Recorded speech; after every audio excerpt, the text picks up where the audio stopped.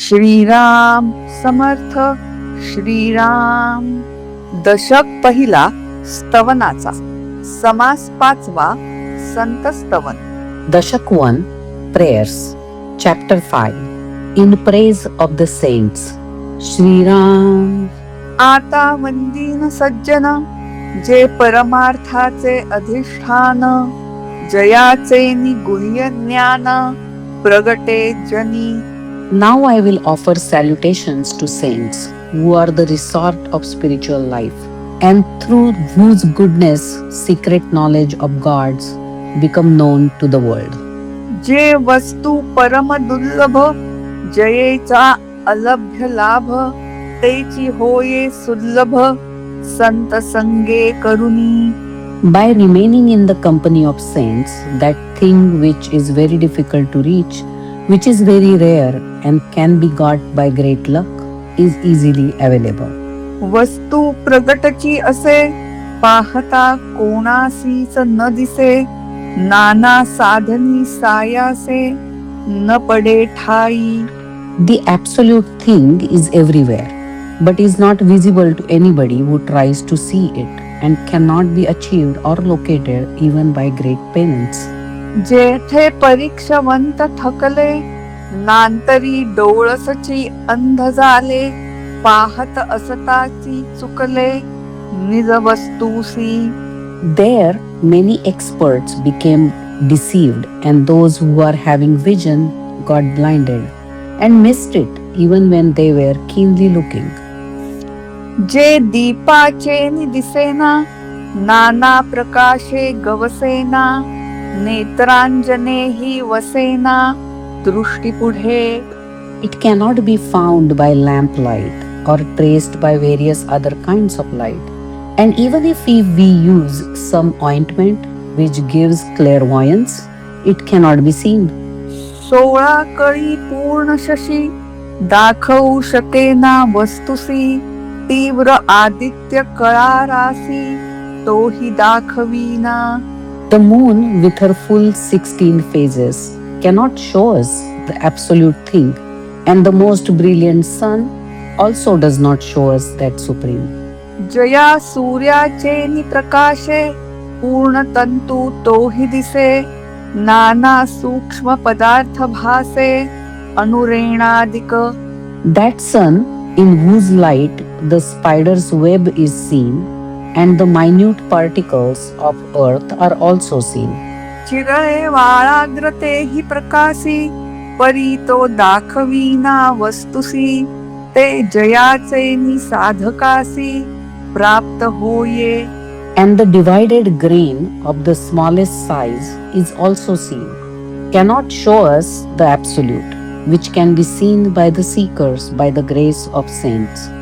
जेथे आक्षेप आटले, जेथ प्रयत्न प्रस्तावले, जेथे तर्क मंदावले, तर्किता निज वस्तूसी. That absolute thing is such that all logical objections in arguments dry up.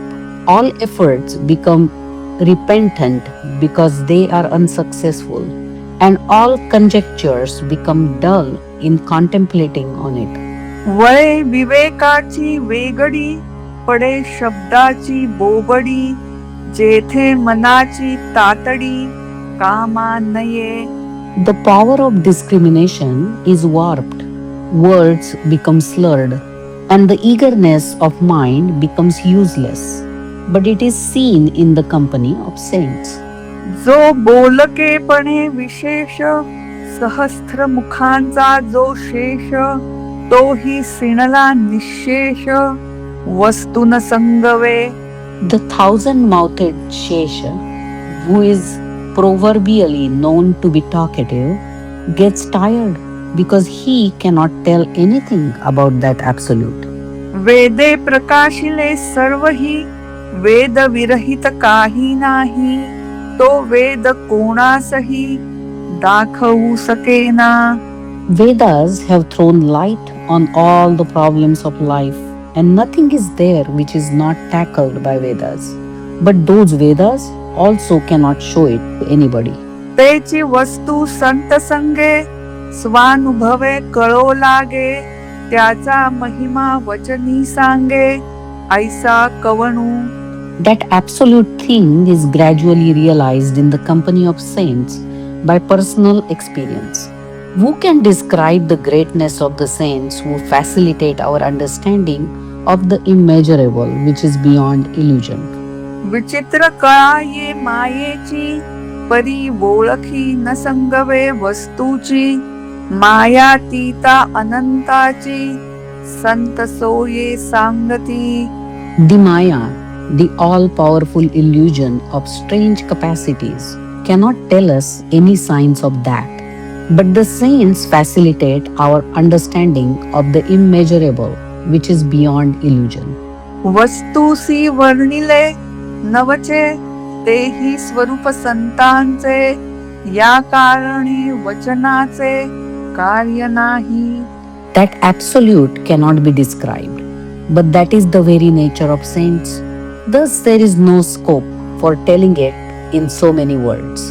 संत आनंदाचे स्थळ, संत सुखची केवळ, नाना संतोषाचे मूळ, ते हे संत. Saints are the abode of joy and happiness incarnate. These saints are the primary source of all contentment. संत विश्रांतीची विश्रांती, संत तृप्तीची निजतृप्ती, नांतरी भक्तीची फळश्रुती, ते हे संत. Freedom finds rest in the saints. They are the fulfillment of the fulfillments. Or we can say that they are the fruit of devotion.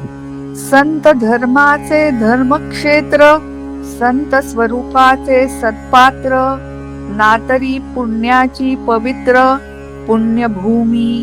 Saints are the place of pilgrimage of religion. Saints are the holy containers of reality. They are the sacred place of pure piety. संत समाधीचे मंदिर, संत विवेकाचे भांडार, नातरी बोलिजे माहेर, सायोज्य मुक्तीचे. Trance finds a temple in the consciousness of saints. Saints are the storehouse of discernment and discretion, and they can be called the mother's home for complete liberation. संत सत्याचा निश्चयो, संत सार्थकाचा जयो, संत प्राप्तीचा समयो, सिद्धरूप.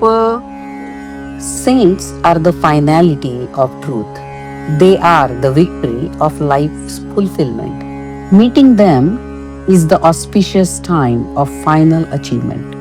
मोक्ष श्रिया आळंकृत, ऐसे हे संत श्रीमंत, जीव दरिद्री असंख्यात, नृपती केले.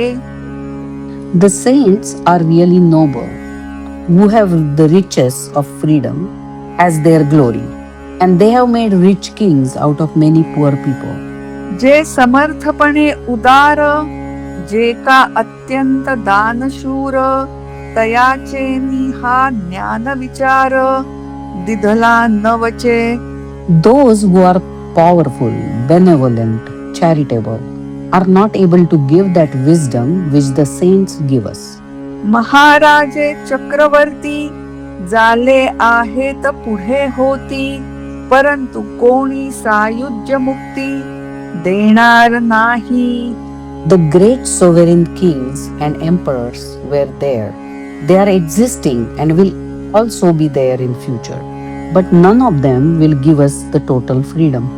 जे त्रैलोकी नाही दान, ते करीती संत सज्जन, तया संतांचे महिमान, काय म्हणूनी वर्णावे. The saints give us that gift which is not available in all the three worlds. How can one describe the greatness of such saints? जे त्रैलोक्याहून वेगळे, जे वेद श्रुतीसी नाकळे, तेची जयाचेनी वोळे, परब्रह्म अंतरी.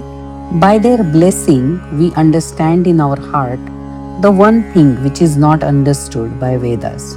ऐसी संताची महिमा, बोलीचे तितुकी उणी उपमा, जयाचेनी मुख्य परमात्मा, प्रगट होये. Such is the greatness of saints, and any simile given in inadequate for them, by whose grace the realization of Paramatman becomes possible. इति श्री दासबोधे गुरु शिष्य संवादे संत स्तवन नाम समास पाचवा Shriram. Thus, in the first dashak of Dasbodh, in the dialogue between the Guru and the disciple, this fifth chapter by name, in praise of the saints, is completed here. Shri Ram, Samartha Shri Ram.